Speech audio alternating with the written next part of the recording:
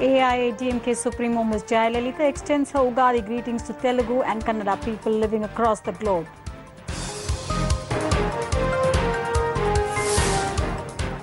Tamil Nadu government strongly condemns the contradictory statement of Karunanidhi on Udangudi Power Project.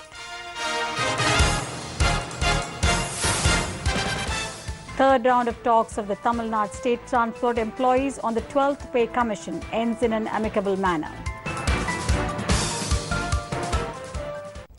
The news in detail. The General Secretary of the AIADMK and the People's Chief Ms. Jaya greeted the Telugu and Kannada speaking people on the eve of Ugadi. The AIADMK Supremo Ms. Jaya in her greetings message released on the eve of Ugadi extended her New Year wishes to the Telugu and Kannada speaking people. Ms. Jaya said even when the Telugu and Kannada speaking people living in Tamil Nadu were securing their tradition, they were living in harmony with the people around them, sharing their happiness and sorrows. This was a proof of our unity in diversity. The People's Chief Ms. Jaya said, "Let this unity and friendship continue forever and let the new year usher in all happiness with prosperity and wealth." Ms. Jaya said she was happy to once again extend her Ugadi Day greetings to the Telugu and Kannada speaking people. The third round of talks held for the Tamil Nadu State Transport employees on the 12th Pay Commission on the guidance of the People's Chief Ms. Jaya ended in an amicable manner today. The next round of talks would take part on the 30th of this month. On the behest of Ms. Jaya a committee was formed to hold the talks in this regard. Following this, talks were arranged to discuss mainly on the pay hike of the Transport Corporation employees. The first round of talks on the 2nd of this month and the second on the 12th of March was held in Chennai. The talks ended in a smooth manner. Meanwhile, the third round of talks were held in Chennai today, in which as many as 82 members of the Anna Trade Union participated. The main topic of discussion in today's meeting was about the new pension scheme of the transport employees.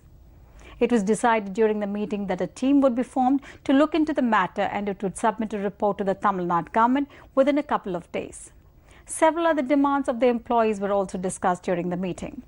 It has been announced that the next round of talks scheduled for the 30th of this month would also discuss on the pay hike for the transport employees. The transport employees thanked the People's Chief Ms. Jaya as majority of their demands have been accepted by the Tamil Nadu government. மக்கள் முதல்வர் கழகத்தின் நிரந்தர பொதுச் செயலாளர் புரட்சித் தலைவி அம்மாவினுடைய வழிகாட்டுதலின்படி நடக்கக்கூடிய தமிழ்நாடு அரசு போக்குவரத்து கழகங்களின் சம்பள பேச்சுவார்த்தை மூன்றாவது கட்டமாக இன்றைக்கு நடைபெற்றிருக்கிறது.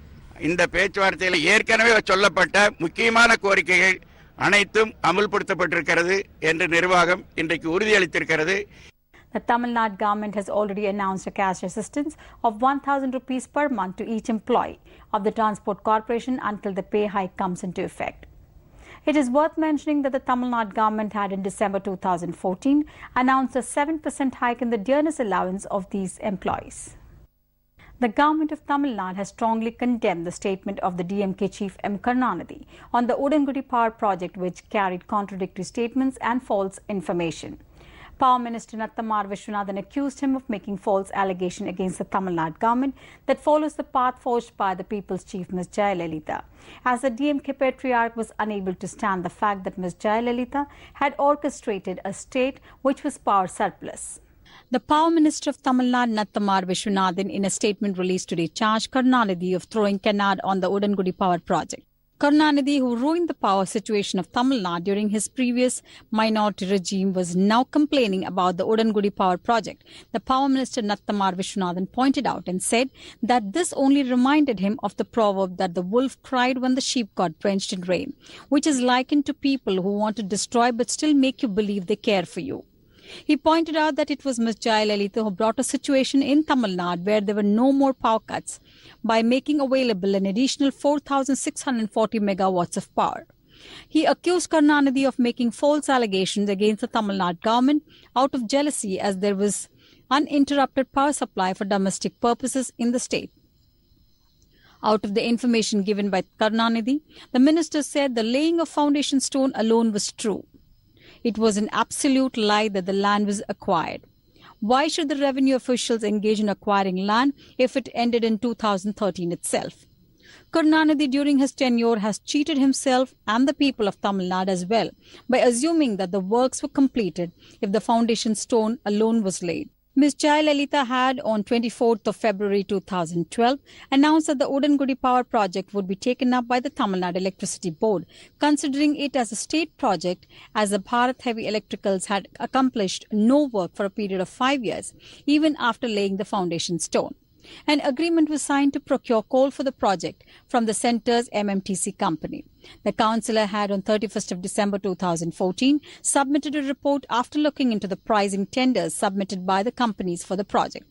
Since none of the pricing tenders were acceptable, it was decided in the meeting of the councillor held with the Electricity Board directors to invite fresh tenders. Karunanidhi has remarked that the project is being delayed with the motive to make more profit in the scheme. Pointing out that it was Karunanidhi who signed an agreement for such higher rates, the minister briefed with statistical proof the electricity purchased by Karunanidhi for higher rates during his tenure.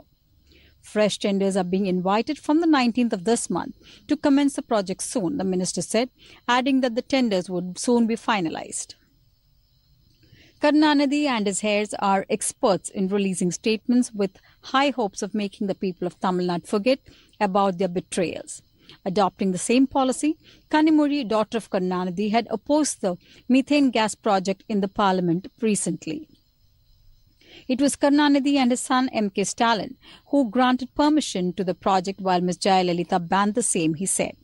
Karunanidhi is dreaming that the people of Tamil Nadu would forget his betrayal in the power matters just because he released statements against the AIADMK government, the power minister said. He said that the people of Tamil Nadu were not fools to forget or forgive the betrayals of Karunanidhi by believing his deceiving talks and false statements. At least 31 people were killed and around 150 others injured today when the engine and two adjoining coaches of the Dehradun-Varanasi Janta Express derailed near Bachravan railway station in Rai Bareli in Uttar Pradesh. Though the cause of the derailment was not immediately known, officials at the scene of the mishap said the train apparently overshot a signal because of a possible brake failure before coming off the rails. The scene of the accident that occurred at 9:10 a.m. was some 50 kilometers from the state capital, Lucknow. One of the coaches was a general compartment which lay mangled along the tracks as rescuers used gas cutters to rip apart the wreckage to find trapped people. Most of the casualties were from this coach, officials said. Railways have ordered an inquiry and announced a compensation of 2 lakh rupees for the next of kin of those killed in the accident. While 50,000 rupees will be given to those injured seriously, 20,000 rupees will be given to people with minor injuries. As soon as the news of the accident spread, people from nearby villages rushed to the spot to help in rescue and relief operations, even before authorities arrived at the spot. Railway Minister Suresh Prabhu ordered an inquiry by the Commissioner of Railway Safety of Northern Circle to ascertain the cause of the derailment. More than 600 students have reportedly been expelled for engaging in malpractices over the last 3 days in the eastern state of Bihar. Shocking footage showed pupils, families and friends climbing more than 5 floors to cling on to perilous ledges and pass notes through windows to the 10th standard students writing their exams. Images of people perched at various levels at the Vidyaniketan school in Mahnar have gone viral and caused serious embarrassment to the local government.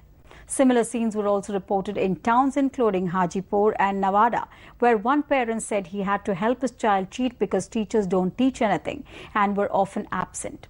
Education Minister P.K. Shahi said preventing the widespread problem was a huge challenge for his government, sources reported. Officials said that more than 1,000 students were caught cheating in 3 subjects in Bihar, including maths and English, but little over 600 were expelled. Several parents were also reportedly arrested on unknown charges. Bihar is now attempting to tighten security at the test centers, and the incident has led to increased scrutiny across India. AIADMK extended its support to the Mines and Minerals Development and Regulation Amendment Bill 2015, tabled by the central government in the Parliament today. The central government today tabled the Mines and Minerals Development and Regulation Amendment Bill 2015 in the Rajya Sabha, and this was supported by the AIADMK. I rise to support the Mines and Minerals Development and Regulation Amendment Bill 2015. I welcome the constitution of the Special Court. With regard to the powers of the Special Court, I request the central government to look into this issue and do the needful. The bill was also supported by the AIADMK in the Lok Sabha. The present amendments give more of say to state governments both in granting approvals and in carrying out mining operations. This has become necessary because of innumerable litigations that has come in the way of using the potential of our minerals wells at an optimum level. AIADMK urged the central government to ensure that the 12,000 contract workers of NLC are made permanent. I bring to the kind attention of the Minister the problem of contractual labourers working in Naval Lignite Corporation. There are about 12,000 contract labourers. They get a daily wage of rupees 425. No other benefits are given to them. They work in this condition for the past several years. So it is inhuman. They have been patiently demanding permanency of their jobs. I reiterate their demand and request the Minister to come up with a schedule to make them permanent employees as early as possible. AIADMK urged for the rightful compensation to the copra producers as part of improving the economic condition of coconut farmers in Tamil Nadu.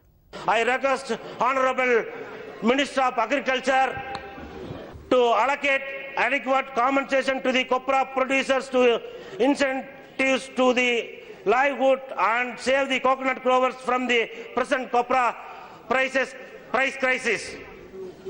I have 100% confidence with the Agriculture Minister that he will do the best for the agriculture welfare to Tamil Nadu to tide over the copra price crisis. AIADMK member from Theni asked the central government to create cold storage, fruit industries and agriculture university in Theni district. திராட்சை ஆகிய பழங்கள் அதிக அளவில் பயிரிடப்படுகின்றன. ஆனால் பருவநிலை மாறுகின்ற பொழுது நல்ல விலை கிடைப்பதில்லை. எனவே விவசாயிகளின் நலன் கருதி அவற்றினை பாதுகாக்கின்ற அடிப்படையில் குளிர்பதன கிடங்கு ஒன்றை தேனி மாவட்டத்தில் அமைக்க வேண்டும் என்று கேட்டுக்கொள்கின்றேன். பல வகைகள் அதிக அளவில் விளைகின்ற காரணத்தால் விவசாயிகளுக்கு நன்மை பயக்கும் அடிப்படையில் ஒரு பல தொழிற்சாலை அமைக்க வேண்டும் என்று கேட்டுக்கொள்கின்றேன். மேலும் ஒரு வேளாண்மை பல்கலைக்கழகமும் வேளாண்மை ஆராய்ச்சி மையமும் அமைக்க வேண்டும் என்று கேட்டுக்கொள்கின்றேன். A Fedayeen squad of terrorists in army fatigues stormed a police station in Jammu and Kashmir's Katwa district, killing 3 security personnel and leaving 11 others, including a deputy superintendent of police, injured in the wee hours of today. 2 terrorists who were members of a Fedayeen squad which had infiltrated were also killed in the subsequent encounter with security forces that ended around noon. This is the first major terror attack in the state since the formation of the People's Democratic Party, Bharatiya Janata Party coalition government in the state on March 1st. An injured Central Reserve Police Force Constable Bharat Prabhu said that the terrorists wearing army uniforms intercepted a jeep going from Jammu to Pathankot on the pretext of checking the vehicle. The ultras then hijacked the jeep, which had 3 passengers on board, and fled towards the Rajbagh police station, where they opened fire on a sentry and killed him. They fired grenades at the police station and opened indiscriminate fire. Home Minister Rajnath Singh has directed the Home Secretary to closely monitor the situation. The attack figured in the Jammu and Kashmir Assembly, with opposition members seeking an explanation from the government on the incident.